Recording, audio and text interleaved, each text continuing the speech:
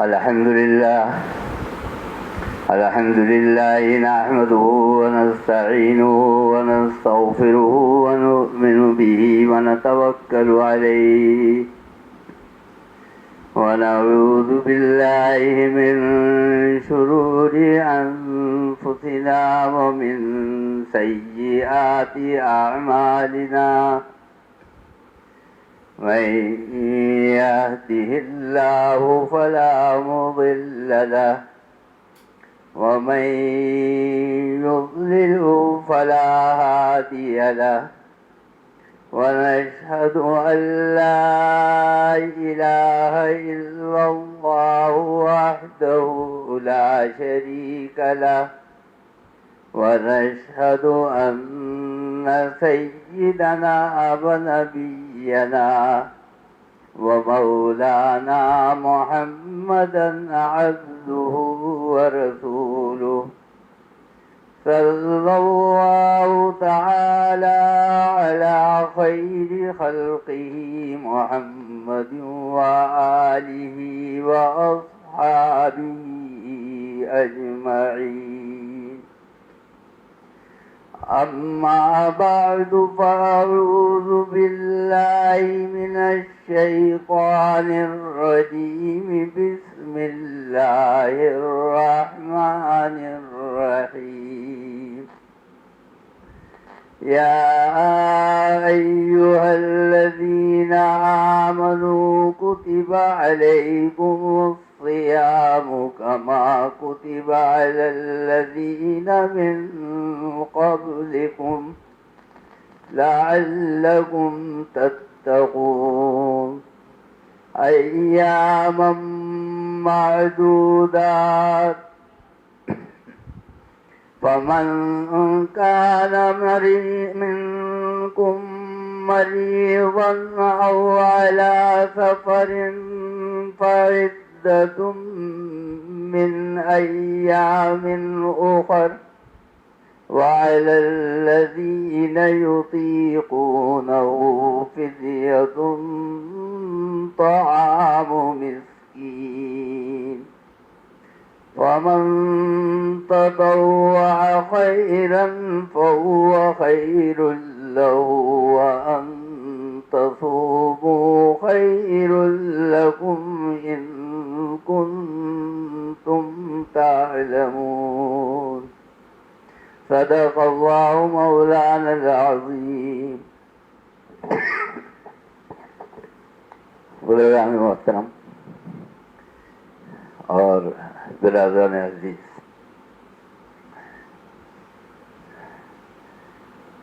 امید ہے کہ کل رمضان المبارک کا چاند نظر آ جائے گا اور پرسوں سے انشاءاللہ العزیز رمضان المبارک کے مہینے کا آغاز ہوگا. اور مجھے حضور اکرم صلی اللہ علیہ وسلم کی وہ حدیث یاد آئی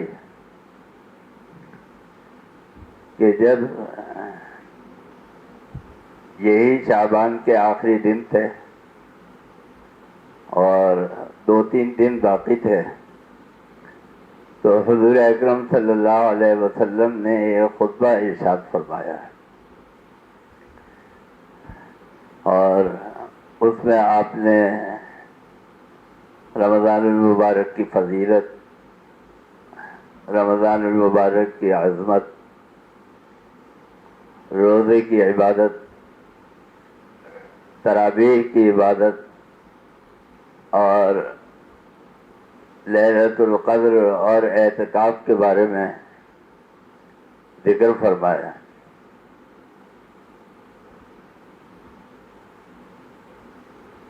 اور آپ صلی اللہ علیہ وسلم نے ارشاد فرمایا کہ قد اظلکم شہر عظیم شہر مبارک.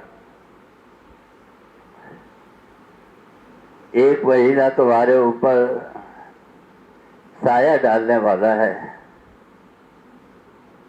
اور اسی لیے فرمایا کہ اول لکم، تمہارے اوپر سایہ فگن ہونے والا ہے. سایہ فگن کہتے ہیں جیسے چھتری کھول کر چھتری کو ڈال دینا، اس طرح سایہ کر دینا. تو فرمایا کہ شہر عظیم، یہ بہت عظمت والا مہینہ ہے، اور شہر مبارک برکت والا بھی مہینہ ہے. برکت والا مہینہ ایسا ہے کہ یوں سمجھیے آپ کہ جیسے ابھی تک ہمیں اور آپ کو گھبراہٹ ہے کہ گرمی کا مہینہ ہے، اس میں روزے کیسے رکھیں گے، اور 20 رکعت تراویح کیسے پڑھیں گے، اور اعتکاف کیسے کریں گے، راتوں کو جاگنا، دن میں بھوکے پیاسے رہنا. اور یہ یقیناً بڑی مشقت کا کام ہے، اس میں کوئی شبہ نہیں ہے کہ جتنی بڑی یہ عبادت ہے اتنی ہی اس کے اندر مشقت ہے، دقت بھی ہے. لیکن یہ ساری چیزیں جو ہمیں کرائی جا رہی ہے، یہ مجاہدہ کرایا جا رہا ہے، محنت کرائی جا رہی ہے، ریاضت کرائی جا رہی ہے، یہ اس لیے کرائی جا رہی ہے کہ سامنے ایک منزل ہے، اس منزل کے لیے ہمیں اور آپ کو تیاری کرنی ہے. اور جتنا بڑا کام ہوتا ہے، جتنی بڑی منزل ہوتی ہے، اتنی ہی زیادہ کوشش کرنی پڑتی ہے، اتنی ہی زیادہ جدوجہد کرنی پڑتی ہے. اگر آپ نے کسی کو ایک چپراسی رکھنا ہے، خادم رکھنا ہے، تو اس خادم کو زیادہ محنت نہیں کرنی پڑے گی. اگر آپ 5ویں جماعت پاس کے آدمی کو بھی ملازم رکھنا چاہے تو اس کو بھی ملازم رکھ لیں. 8ویں پاس اگر آپ کو مل جائے تو آپ اس کو بھی ملازم رکھ دیں گے. اور اس ملازم کو کرنا کیا ہے؟ کچھ بھی نہیں کرنا. اور آج کل کے ملازم، چاہے وہ کسی بھی ڈپارٹمنٹ میں، کسی بھی فیکٹری میں، کسی بھی کمپنی میں ہو، وہ آج کل ایسے ہی کام کرتے ہیں جیسے نواب صاحب کے پاس ایک خادم پھنس گیا تھا، انہوں نے نوکر رکھا اور وہ اپنی عادت سے مجبور تھا، تو اس عادت کی وجہ سے وہ کہیں پہ ٹکتا نہیں تھا. لوگ اس کو جلدی فارغ کر دیتے تھے، کہتے تھے کہ بھائی تو ہمارے کام کا نہیں ہے. تو نواب صاحب نے اس کو نوکر رکھا اور کہا کہ اس کو میں سیدھا کرتا ہوں. یہ نواب صاحب کے پاس وہاں پہ ٹھہر گیا، تنخواہ مقرر ہوئی اور اپائنٹمنٹ کی شرائط جو تھی وہ مقرر ہوئی. اس کے بعد نواب صاحب نے ان سے کہا کہ بھائی آج پہلا دن ہے، ایسا کرنا کہ تو میری چارپائی کے ساتھ اپنی چارپائی لگا دینا اور میرے ساتھ ہی سو جانا، تاکہ رات میں اگر کسی وقت ضرورت پڑے تو میں تجھے آواز دے سکوں. اس نے کہا اچھا ٹھیک ہے حضور، میں آپ کے ساتھ ہی سو جاتا ہوں. یہ وہاں پہ چارپائی بچھا کے نواب صاحب کے برابر میں لیٹ گیا. تو تھوڑی دیر بعد نواب صاحب نے محسوس کیا کہ ایسا معلوم ہوتا ہے کہ جیسے باہر بارش ہو رہی ہے.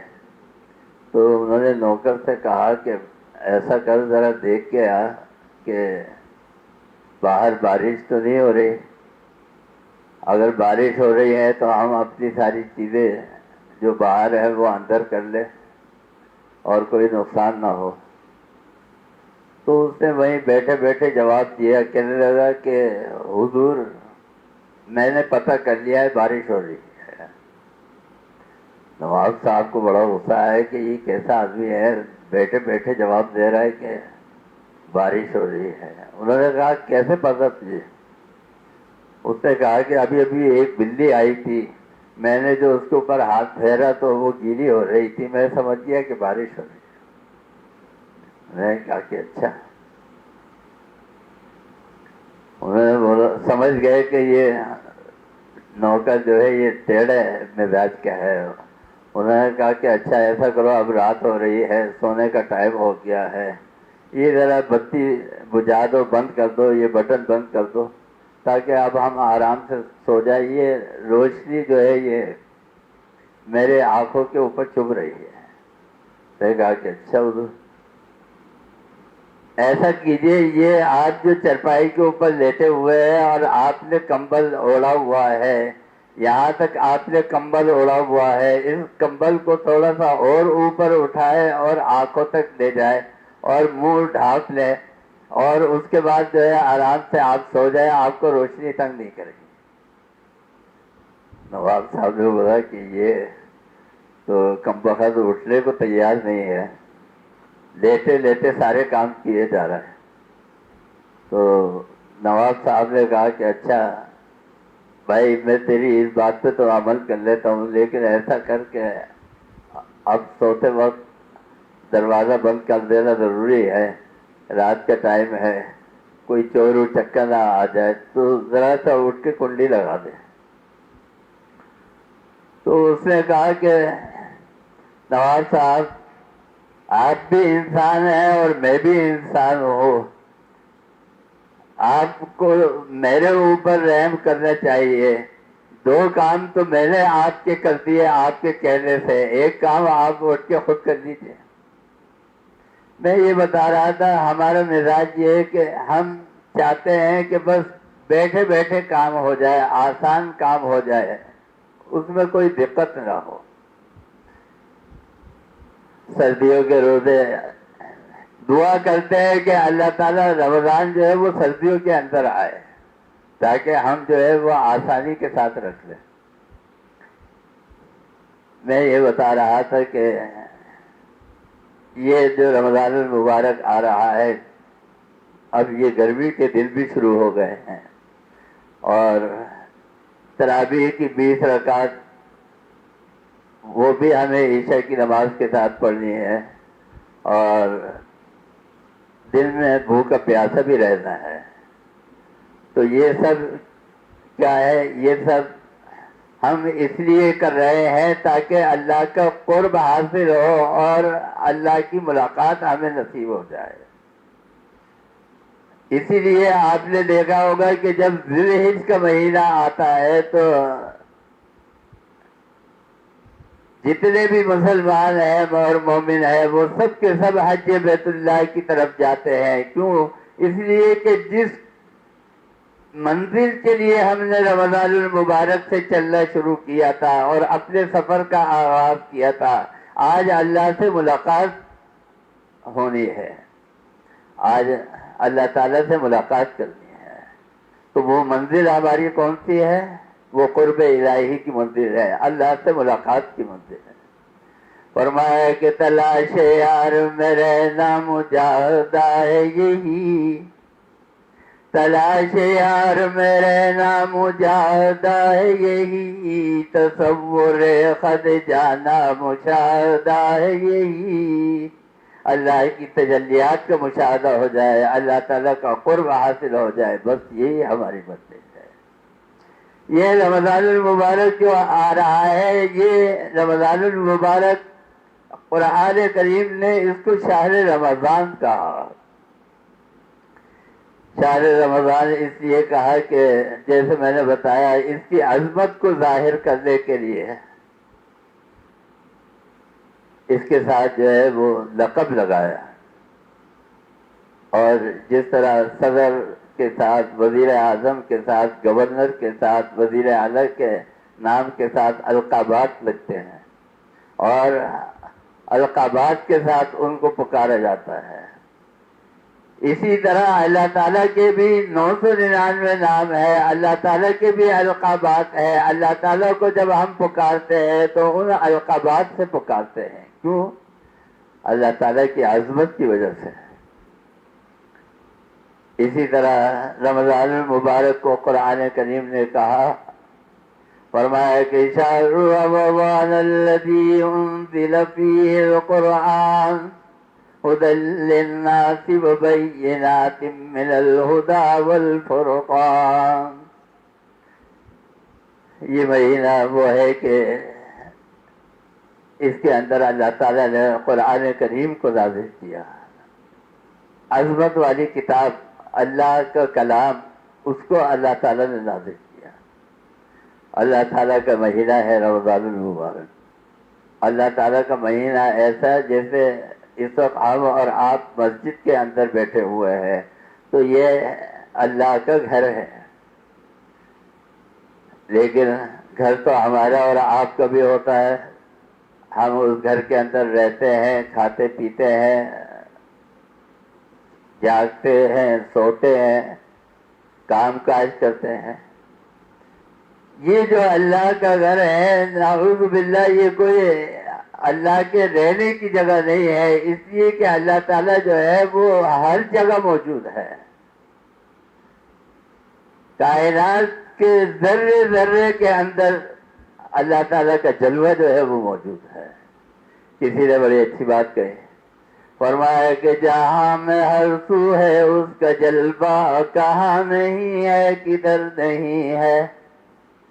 جہاں میں ہر سو ہے اس کا جلوہ، کہاں نہیں ہے کدھر نہیں ہے. وہ ذرے ذرے میں موجود ہے مگر کوئی دیدہ بر نہیں ہے. اس کو دیکھنے والا ہو. خود اللہ تعالیٰ قرآن کریم کے اندر فرماتا ہے، فرمایا کہ وَلَقَدْ خَلَقْنَا الْإِنسَانَ وَنَعْلَمُ مَا تُوَسْوِسُ بِهِ نَفْسُهُ وَنَحْنُ أَقْرَبُ إِلَيْهِ مِنْ حَبْلِ الْوَرِيدِ. ہم تم سے اتنا قریب ہے جتنی تمہاری شہ رگ ہے، شہ رگ سے بھی ہم تمہارے قریب ہیں. ہم نے ہی تم کو پیدا کیا ہے، اور جو تمہارے دل کے اندر وسوسہ اور خیال آتا ہے ہم اس تک سے واقف ہے. اتنے ہم تمہارے قریب ہیں.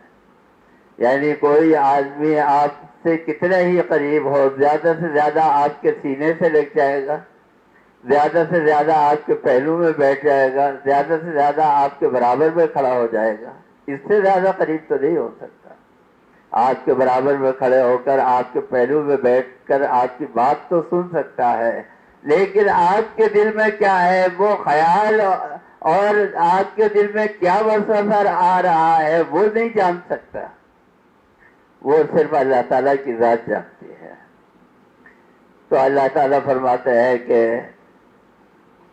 جو وسوسہ آتا ہے وہ وسوسہ بھی ہم جانتے ہیں.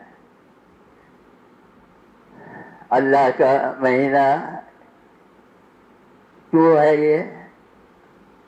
یہ اللہ کا مہینہ اس لیے ہے کہ جس طرح یہ مسجد اللہ کا گھر ہے تو مسجد اللہ کا گھر اس لیے کہلاتی ہے چونکہ اللہ کی تجلیات یہاں پر نازل ہوتی ہیں. بیت اللہ خانہ کعبہ جو ہے یہ اللہ کا گھر ہے. تو خانہ کعبہ جو اللہ کا گھر ہے وہاں پر کیا ہے؟ وہاں پر اللہ تعالیٰ کی تجلیات نازل ہوتی ہیں. اس تجلیات کی وجہ سے اس کو کہتے ہیں بیت اللہ، مرکز ہے یہ. جس طرح ہمارے اور آپ کے جسم کے اندر ایک مرکز ہے جس کو ہم کہتے ہیں یہ جو قلب ہے، یہ پورے جسم کے اندر سر سے لگا کر اور پاؤں تک یہ بیچ میں ہے، درمیان کے اندر یہ پورے جسم کا بیچ ہے جو مرکز کہلاتا ہے، قلب، دل ہمارے جسم کا. اسی لیے یہ جو ہم واسکوٹ پہنتے ہیں اس کو اردو میں کہتے ہیں صدری. اور صدری اس لیے کہتے ہیں کہ یہ صدر، سینہ جو ہے یہ صدر ہے. یہ سینہ اور دل کا جو حصہ ہے یہ صدر ہے. تو صدر کو جو چیز چھپاتی ہے، جو لباس اور کپڑا چھپاتا ہے اس کو کہتے ہیں صدری. تو اسی لیے صدر مقام کون سا ہے؟ پوری کائنات میں جو صدر مقام ہے وہ ہے خانہ کعبہ بیت اللہ. یہ جو خطہ زمین ہے اس خطہ زمین کے بیچ کے اندر خانہ کعبہ واقع ہے. اگر سیٹلائٹ کے ذریعے سے آپ اس کی پکچر دیکھیں تو بالکل یہ بیچ کے اندر، یعنی جو گیند ہوتی ہے تو اس کا جو بیچ کا اوپر کا سرا ہے وہاں پر یہ خانہ کعبہ واقع ہے. سب سے اوپر بیچ میں سینٹرلائز ہے یہ. تو وہاں پر کیا ہے؟ اللہ تعالیٰ کی تجلیات نازل ہوتی ہیں. ان تجلیات کی وجہ سے اس مقام کو کہا جاتا ہے بیت اللہ، خانہ کعبہ. اور یہ جو رمضان المبارک کا مہینہ ہے اس کو اللہ کا مہینہ بھی کہا جاتا ہے. شہر اللہ ایک لقب ہے اس مہینے کا.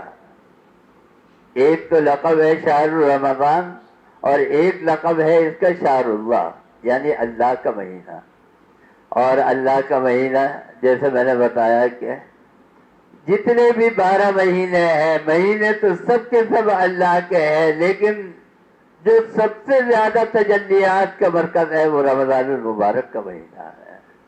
اس رمضان المبارک کے مہینے میں تجلیات نازل ہوتی ہیں. اور تجلیات جہاں پر نازل ہوتی ہے آپ سمجھیے کہ وہاں پر اللہ کا جلال ہوتا ہے، اللہ کے جلال کا ظہور ہوتا ہے. یہاں تو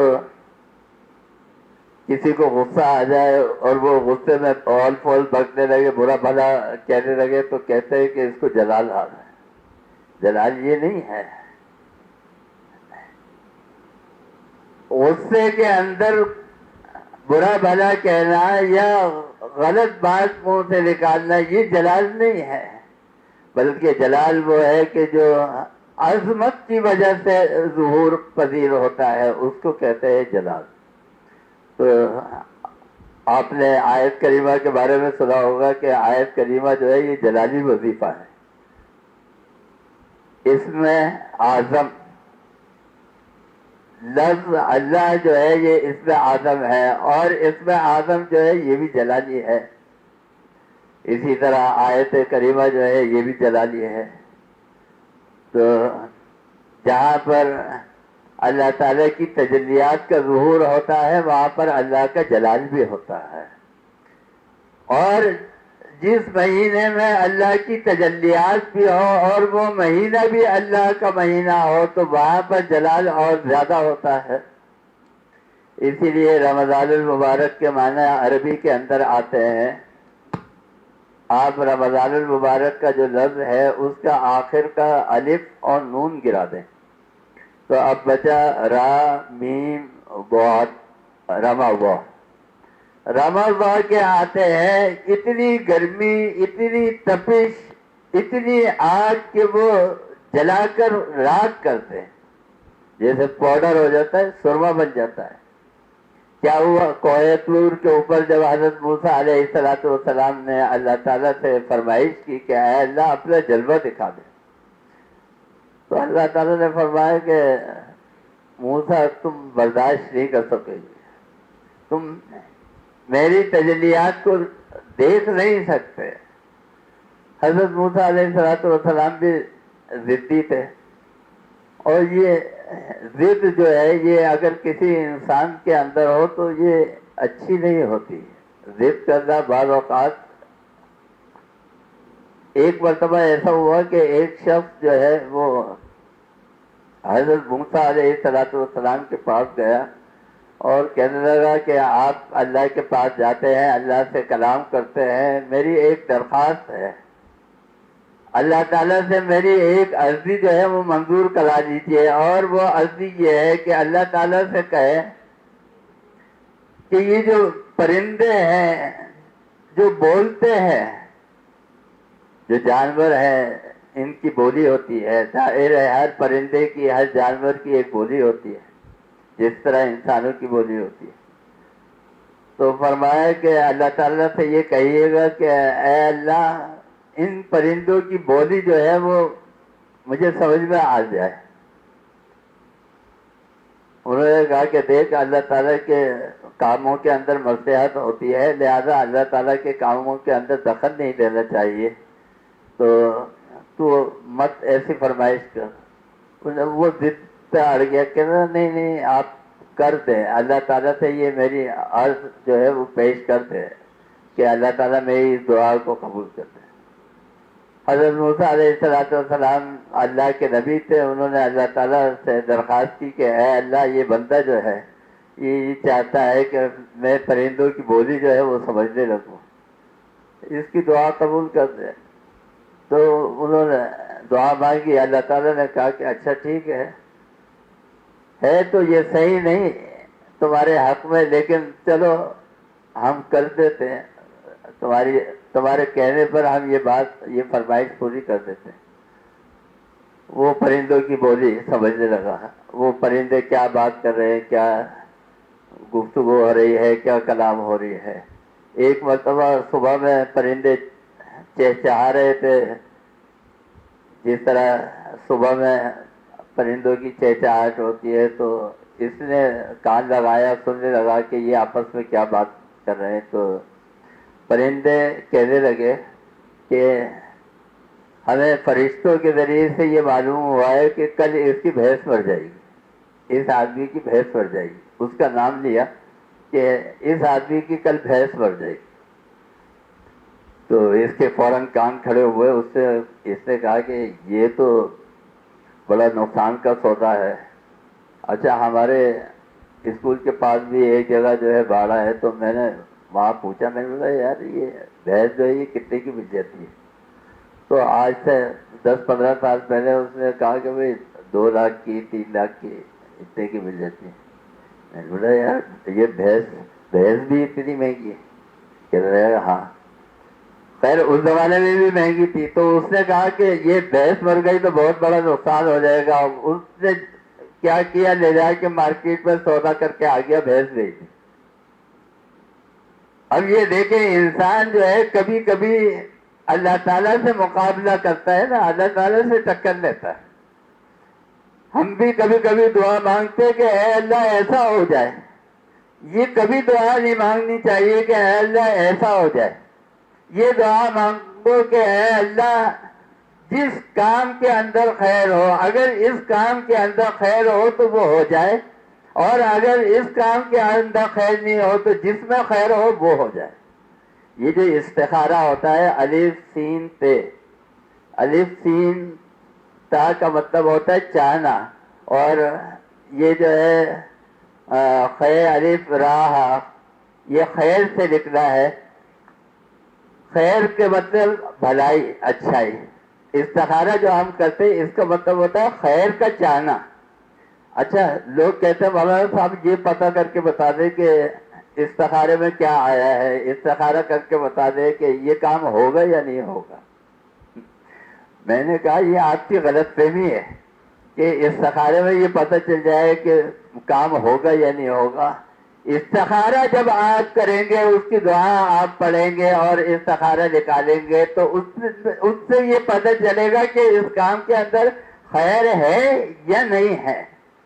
اگر خیر ہے تو اس کام کو آپ کر لیں. کوئی اگر ایسی نشانی آپ کو نظر آئے جس سے یہ پتہ چلے کہ ہاں یہ مثبت اثرات ہے, خیر کا کام ہے, تو آپ کر لیں. اور اگر کوئی ایسی چیز نظر آئے کہ جس سے آپ کو اندیشہ ہو کہ یہ صحیح اشارہ نہیں ہے, تو آپ اس کام کو نہ کریں. تو لوگ یہ سمجھتے ہیں استخارہ کے معنی ہے کہ کام ہوگا یا نہیں ہوگا یہ پتہ چل جائے گا. یہ نہیں ہے. اس کا مطلب یہ ہے کہ اس میں خیر ہے یا نہیں ہے. تو اس نے وہی کیا, اللہ تعالیٰ سے ٹکر لی, جا کے مارکیٹ میں بھینس کا سودا کر کے آ گیا. اس کے بعد پھر دن گزرنے لگے, اور کچھ عرصے کے بعد اچھا اب یہ روزانہ, اب تو یہ اور ایکٹیو ہو گیا. اس سے بولا مجھے تو پرندوں سے یہ خبر ملی ہے, تو اب اچھا ہے مجھے روزانہ کوئی نہ کوئی خبر مل جائے تاکہ اگر کوئی مسئلہ ہو تو میں اس پرابلم سے بچ جاؤں. ایک دن پھر یہ گفتگو سن رہا تھا تو پرندے کہنے لگے آج کی خبر یہ ہے, بریکنگ نیوز. ہم لوگ سنتے نا بریکنگ نیوز. آج کی بریکنگ نیوز یہ ہے کہ کچھ دنوں میں اس کا گھر گر جائے گا. اس نے بولا او ہو, یہ تو پہلے سے بھی زیادہ بڑی مصیبت ہے. اس نے جا کے گھر کا سودا کر دیا. اس کے بعد پھر کچھ عرصے تک یہ زندگی گزارتا رہا، اور گزارنے کے بعد اس کے بعد ایک دن خبر آئی، ایک دن بریکنگ نیوز یہ چلی پرندوں کی طرف سے، پتہ یہ چلا کہ اب کچھ دنوں بعد یہ بھی تشریف لے جانے والے دنیا سے۔ اب تو یہ بڑا سچوٹا ہے۔ حضرت موسیٰ علیہ السلام کے پاس گیا اور جا کے کہا کہ مجھے تو یہ خبر ملی ہے، آپ اللہ تعالیٰ سے دعا کریں میری موت جو ہے وہ اس کا وقت ٹل جائے، ابھی میں کچھ دنوں اور تھوڑا سا زندہ رہ لوں۔